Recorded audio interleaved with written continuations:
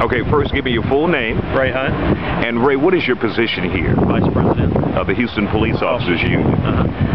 There is some concern that all crimes here in the city of Houston won't be investigated because of the police shortage. Tell us about that.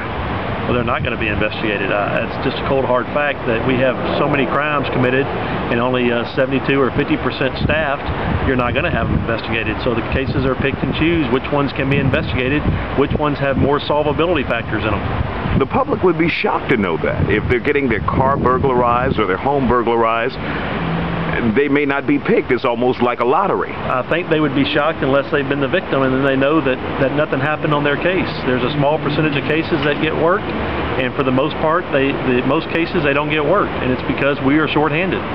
How short-handed are we, according to what you've seen, the documentation? Somewhere between 28 and 50% understaffed. And what would those numbers be in officers? In officers, we currently have around 5,000. We'd need about 6,500 if we're going to be in the top 25 cities. And if we're going to be listed with your Baltimores, Washington, D.C.s, and Chicago's, we'd need about 10,000 officers, which is about 5,000 less than we have. Why are we just hearing about this? I guess because I believe that at least the Chronicle's known about it since September, but for some reason chose not to report it. You're hearing about it from me because this morning I was looking at some stats, and I told our president that it's about time for us to sound the alarm so that whenever this does happen and we start losing 300 or 400 officers a year and only gaining 160, that the citizens won't say, well, why didn't the police officers tell us? Why didn't the union tell us? I'm telling you now that we have a serious staffing shortage at the Houston Police Department. Is the chief agreeing with you on this information? We believe that the chief agrees that we're somewhere in the neighborhood of 1,500 to 5,000 officers short.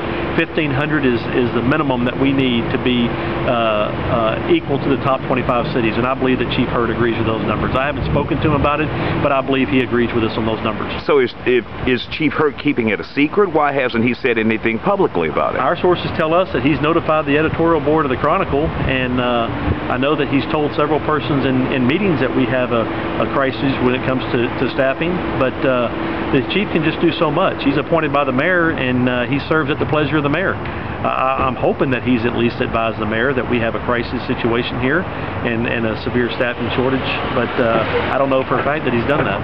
How do you make the public appreciate how serious this is? I just want you to know that most cases that you get a little piece of paper from the Houston Police Department, unfortunately, as much as that officer wants to work that case, there's just not officers or time to work those cases. So they'll just linger there? They'll just be inactive. Would people be surprised to know that? I think that they would be surprised to know it. If they've been a victim of crime, they're probably not surprised because they know that nothing happened with their case.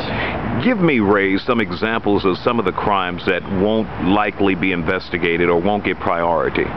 Someone walks into Walmart and grabs something off the shelf and takes off and leaves, and it's reported.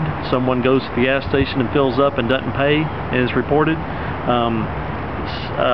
You have a burglary of a motor vehicle, someone breaks in your car and nobody gets the license plate number or sees anybody leaving, that's it. What about your home? Home's the same way. Burglaries of residences, unless they stole something that has a serial number on it that then turns up in our pawn detail, they're probably not going to know that either.